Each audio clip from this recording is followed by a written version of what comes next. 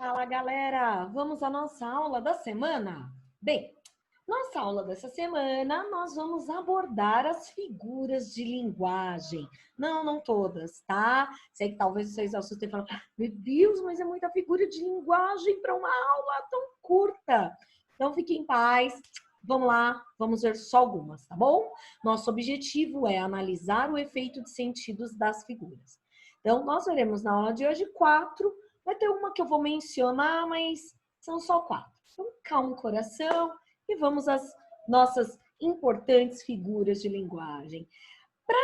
Antes de apresentar quais as figuras que eu trouxe para hoje, eu trouxe para vocês uns versos fofos, maravilhosos, de um poeta que eu adoro, chamado Carlos Drummond de Andrade. Drummond foi um importante poeta do século XX aqui no Brasil, tá? Então, foi um dos mais importantes poetas que nós tivemos. E aí é dele esse poema muito fofo, muito lindo, chamado Cidadezinha Qualquer. Casas entre bananeiras, mulheres entre laranjeiras, pomar, amor, cantar. Um homem vai devagar, um cachorro vai devagar, um burro vai devagar, devagar as janelas olham. Eita vida besta, meu Deus!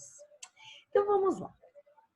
O Drummond, nesses versos, assim como em muitos outros, assim como inúmeros outros poetas, vai fazer uso de figuras de linguagem, tá? Então, as figuras de linguagem são recursos importantíssimos, principalmente na literatura. Então, textos literários, sejam poemas, seja um texto em prosa mesmo, um conto, uma crônica, vão usar as figuras para enriquecer, para embelezar seus textos e até para melhorar a mensagem que se quer passar. Tá? Então, as figuras de linguagem são super importantes. É só na literatura, professora Débora, que as figuras são importantes? É claro que não. É um importante recurso também utilizado pelos publicitários. Então, nos anúncios publicitários a gente vê bastante. Na música, né? Lembrando que música caminha ali com a literatura. Então, as figuras de linguagem aparecem sempre. Vai depender muito da intenção de quem escreve, tá bom? E do que ele quer passar. Nesse caso, o que a gente percebe nos versos do Drummond? Nós percebemos a repetição no início dos versos da segunda estrofe do artigo indefinido 1 e percebemos também a repetição frequente da locução verbal vai devagar. E com isso, o que o Drummond consegue? Ele consegue reforçar a ideia da tranquilidade do poema. Porque não é isso que ele quer passar pra gente? Uma cidadezinha qualquer, uma cidadezinha pequenina, em que tudo é tranquilo, em que tudo vai devagar. Vejam como ele termina. Eita vida besta, meu Deus! Então, ele traz essa ideia. Então, essa repetição que é a figura que a gente vai estudar, uma das figuras que a gente vai ver hoje, ela traz esse reforço, ela reforça essa ideia da tranquilidade. Então, vejam quão importantes as figuras são, tá? Então, vamos às figuras de hoje. A primeira delas, a anáfora. Aquela que você acabou de ver do Drummond, será que é? Será? Vamos ver. Bem, a anáfora vai fazer uso de repetição de palavras ou de expressões no início das orações.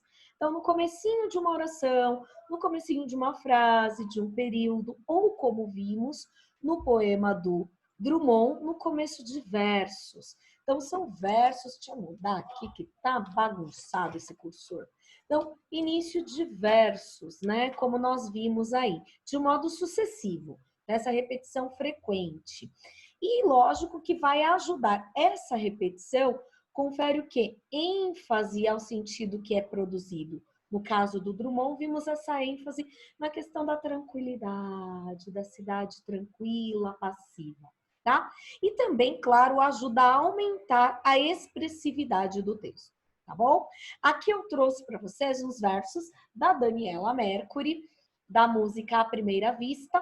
Não vou cantar. Não vou, olha, que pena, não. Ou não, só que não, né, professora? Se eu sair cantando aqui, vocês já devem estar querendo fechar e falar, ai, que aula mais chata. Imagina se eu cantar, expulso vocês da minha aula. Então, vamos lá. Quando não tinha nada, eu quis. Quando tudo era ausência, esperei. Quando tive frio, tremi. Quando tive coragem, liguei. Quando chegou carta, abri. Quando ouvi Prince, dancei.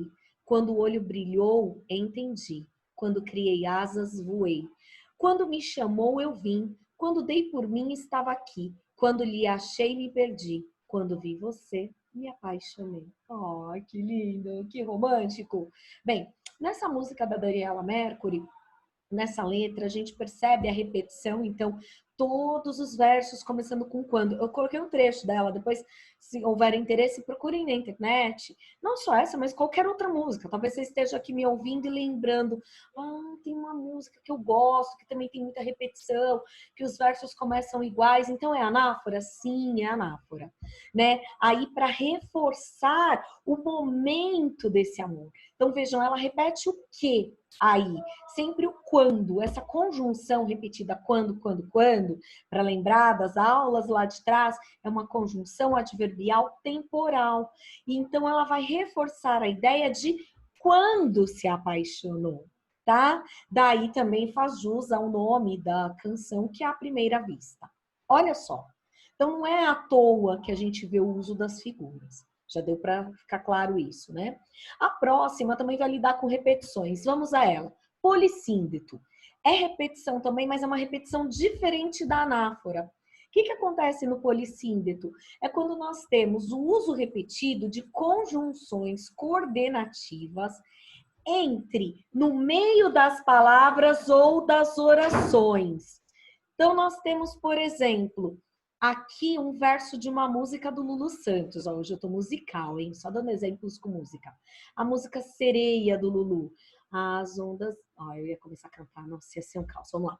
As ondas vão e vêm, e são como o tempo. Então, essa música do Lulu traz essa repetição do E, observem, entre as orações. Então, claro, professora, o E é uma conjunção aditiva, ela serve para ligar orações, por isso que ele está usando o E. Mas vejam como está repetitivo, não seria necessário esse E toda hora, né? Bastaria ir por vírgulas. Então, qual a importância do polissíndeto? Por que ficar repetindo toda hora uma mesma conjunção coordenativa? Vai gerar maior fluidez no texto. A ideia de, pode conferir aí, né, uma ênfase, a ideia de sucessão ou de acréscimo. Como assim? Muitas vezes cria-se até um quadro mental do que está sendo descrito, do que está sendo narrado. Observem que na música do Lulu, o que a gente tem? Um movimento como se fosse o movimento da onda do mar. As ondas vão e vêm, vão e vêm. Então, esse E, a repetição frequente dessa conjunção, ajuda a dar essa fluidez para o texto, inclusive nos fazendo imaginar, né? Ai, eu coloquei essa imagem aí de praia, de mar. Ai, que saudade da praia, do mar. Com esse calor que tem feito nos últimos dias. Mas vamos ao polissíndeto. Não adianta ficar chorando, imaginando que com esse calor eu adoraria ir pra praia. Vamos lá. Bem, eu coloquei outro exemplo aqui para vocês do Olavo Bilac. Olavo Bilac, o príncipe brasileiro da poesia, importantíssimo no momento parnasiano, tá? Então, é um importante poeta aí do final do século XIX e começo do XX. Poeta que eu comentei anteriormente, o Drummond, é um importante poeta do século XX. O Bilac está na transição entre o XIX e o XX, tá? Vamos lá, então, ver como aparece o polissíndeto nos versos dele. Longe do estéril turbilhão da rua, Beneditino escreve, no aconchego do claustro, na paciência e no sossego. Trabalha e teima, e lima, e sofre, e sua. Aqui eu coloquei só uma estrofe do poema. O poema é um soneto, então tem mais 3 estrofes, tá? Não coloquei inteiro. Quem tiver interesse, procure. O poema é A um Poeta. O que reforça, o que ajuda o uso do polissíndeto pelo Bilac nesse poema? Ajuda o fato dele reforçar o fazer poético, que olhem só, o título do poema é A um Poeta.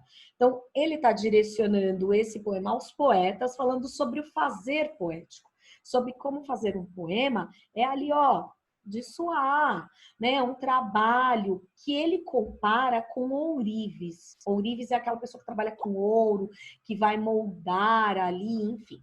E aí a gente tem o quê? Portanto, essa repetição reforça a ideia, né, desse trabalho árduo que o poeta tem, tá bom? E aí, antes de passar para a próxima figura, eu falei para vocês que ia ter uma outra que eu ia só comentar, então seria a quinta figura, o assíndeto. O que o assíndeto faz? Ó, poli de muitos, do grego, assíndeto começou com a, o a significa uma negação, anormal, não normal. Então, prefixo de negação, assíndeto, não síndeto, ou seja, não conjunção, tá? Então, para quem lembrou, então por isso que a gente tem lá as orações coordenadas assindéticas, sem conjunção, isso. Então, aqui também a figura que não tem conjunção. Então, aí deveria ter, né, uma conjunção, um e, nessa fala que eu coloquei, reproduzi aqui para vocês, vim, vi, venci, famosa do Júlio César. Então, aqui faltou um e, porque a vírgula ela é utilizada, né, para substituição do e, mas deveria ter um e aqui, e não tem. Então, esse é o assíndeto, tá? O assíndeto dá mais dinamismo para o texto fica mais, né, mais rápido, certo? Vamos à penúltima figura de hoje. Antítese. Essas duas últimas têm uma relação entre si. Observem que as duas primeiras que eu apresentei também têm. As duas primeiras temos a repetição, certo? A gente tem repetição, seja no começo das orações ou dos versos, das frases, que é a figura ali apresentada por vocês, para vocês, a anáfora. Temos a repetição de conjunções coordenativas, que é o polissíndeto. Falei também do assíndeto, que seria a ausência. Só que agora, a antítese e o paradoxo, que são as duas últimas que eu vou apresentar, não tem isso da repetição, não, tá? Então, pensa aí, eu apresentei uma duplinha, vou apresentar outra agora. Essa dupla de agora, ela tem relação. Antítese e paradoxo tem qual a relação entre as duas? Ambas vão apresentar ideias opostas. Então, contraposição de ideias, tá? A gente vai ter aí, no caso da antítese, informações opostas, uso de contrários em um mesmo enunciado, em uma mesma frase, só que elas não estão relacionadas ao mesmo ser, tá? Então, são elementos opostos ali presentes, tá? Referindo-se cada um a um ser específico, né? A um determinado objeto, enfim. Vamos ver aqui. Eu coloquei dois exemplos. Peguei essas imagens típicas que a gente encontra, né, na internet, né, essas mensagens que gostamos muitas vezes de compartilhar e que com esse calor tem tudo a ver, né? Eu trouxe música do Lulu falando de mar, de onda, tinha que trazer essa aqui também, ó. É preciso salgar os pés para adoçar a alma. Que sua viagem para a praia seja incrível. Viagem que não rola, né? Ah, meu Deus. Não agora, mas vai acontecer. Bem, é preciso salgar os pés para adoçar a alma. Vejam, temos os opostos, salgar e adoçar. Mas estão falando do mesmo ser? Não. Ou você adoça ou você salga. Você salga os pés para adoçar a alma, tá?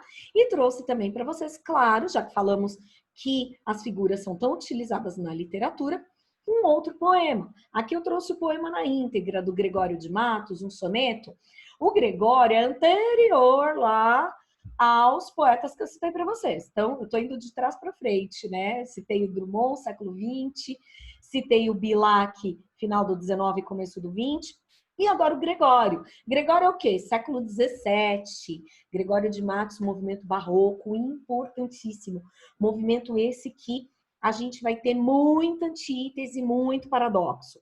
Então, é o movimento dos opostos. E é claro que não podia faltar um poema dele aqui. Então, ó, nasce o sol e não dura mais que um dia. Depois da luz se segue a noite escura. Em tristes sombras morre a formosura. Em contínuas tristezas, a alegria. Porém, se acaba o sol, por que nascia? Se é tão formosa a luz, por que não dura? Como a beleza assim se transfigura? Como o gosto da pena assim se fia? Mas no sol e na luz falte a firmeza. Na formosura não se dê constância. E na alegria sinta-se tristeza. Começa o mundo, enfim, pela ignorância. E tem qualquer dos bens por natureza. a firmeza somente na inconstância. Aqui, inclusive, a gente já tem deixas do que eu vou falar daqui a pouquinho, que é o paradoxo, tá? Aqui, esse poema, para mostrar as duas, é perfeito. O que a gente tem de antítese, então? Vejam, ele fala, depois da luz, segue a noite escura. Só que no primeiro verso, ele fala que nasce o sol, então aí, e não dura mais que um dia. Então, ele falou em dia, falou em noite. Só que não estão relacionados ali ao mesmo elemento, né? Então, aqui a gente tem a presença da antítese. Ele usa a antítese para quê? Para reforçar a ideia da inconstância da vida. Que a vida é muito passageira, muito efêmera. Se tudo passa tão rápido, por que dura? Se a gente vai morrer, por que a gente está vivo? Né? Então, ele está falando sobre essa passagem da vida muito, muito, muito, muito rápida. Que ao mesmo tempo que você tem alegria, você também vai ter a tristeza em seguida, tá? E aí ele traz um pouco de paradoxo no meio. Quando ele fala em contínuas tristezas, há alegria. Opa, tenho alegria dentro da tristeza? Espera aí, mas não são opostos? Aqui é que a gente vai ter o paradoxo. Então, deixa eu explicar para vocês o que é. O paradoxo seria um tipo especial de antítese. Só que é um tipo de antítese em que os elementos opostos, as ideias que são contrastantes, elas se fundem num único pensamento. Você vai falar, nossa, isso é impossível. Ó, volta lá no verso do Gregório de Matos. Em contínuas tristezas a alegria. Pô, eu tenho alegria na tristeza? Né? E na alegria sinta-se tristeza, ele repete isso aqui embaixo. E olha o último verso, a firmeza somente na inconstância. Opa, eu tenho firmeza em algo inconstante? Então, olhem só, parece um absurdo, totalmente incoerente. Como eu falar para vocês, nossa, gente, eu tô morrendo de calor, e tô mesmo, é verdade. Tô morrendo de calor e tô com frio. Na cara, ou você tá com calor ou você tá com frio. Não dá para ter as duas, né? Parece algo absurdo, algo que não pode ser verdadeiro. Mas a forma como é construído, a gente tem essa possibilidade ocorrendo, tá? Então, na antítese, a gente tem os contrários ligados a referentes diferentes. Olha aqui. Ele conta mentiras, ela verdades. Ó, são referentes diferentes, pessoas diferentes. Um conta mentira, outro conta verdade. Ó, o paradoxo. Isso é uma mentira sincera. Opa, se é mentira, como é sincero? Como é verdadeiro? Viram? Então, parece incompreensível e inaceitável. Eu trouxe para vocês um poema a seguir de um poeta que eu amo. Como eu disse, eu estou, né, regredindo, indo de trás para frente. Comecei no século XX, 19, agora eu peguei um poeta maravilhoso do século XVI, Camões. Com certeza vocês conhecem esses versos também numa música, aí eu vou puxar a ponta lá para o século XX, numa música da Legião Urbana, talvez vocês já tenham ouvido, tá? Vou colocar aqui para vocês. Ah, antes de colocar esse poema, só uma outra coisa, o paradoxo também pode ser chamado de oxímoro, tá? Olha que nome mais bonito que o outro, olha só a ironia. Mas eu prefiro paradoxo, prefiro usar ele. Então vamos lá. E por aqui vamos terminar nossa aula. Amor é fogo que arde sem se ver. É ferida que dói e não se sente. É um contentamento descontente. É dor que desatina sem doer. É um não querer mais que bem querer.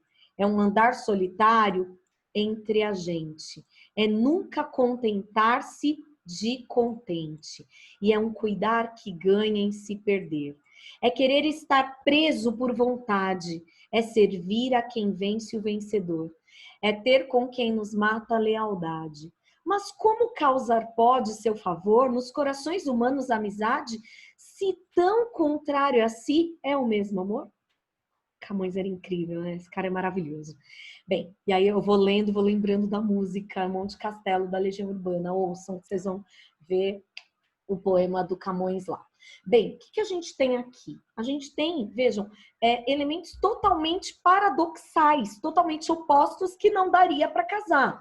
É uma ferida que dói e não sente. Opa, como é que dói e eu não sinto? Eu vou lá, te dou um beliscão, você vai falar, não tô sentindo? Né? Ou dói ou não dói. Então, dói e não sente.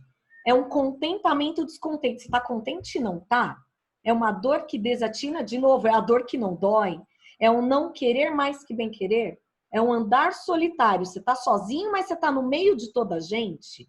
Aí você vai falar, não, isso é impossível. É possível sim. Pensa numa pessoa que está no meio de uma multidão, mas ela se sente só porque ela não tem amigos. Olha só como o paradoxo é possível sim. É um contentar-se de contente. É um cuidar que ganha e se perder. Opa, eu ganho e eu perco. Tá? Então, esse soneto do Camões, ele é incrível. Eu acho que é o melhor exemplo que eu poderia trazer. Tô chovendo no molhado, eu sei, porque deve ter um monte de professor que faz uso desse poema, mas ele é super importante para que fique claro para vocês o que é o paradoxo. Tá bom? Bem, paro por aqui. Até nossa próxima aula. Fiquem bem, cuidem-se.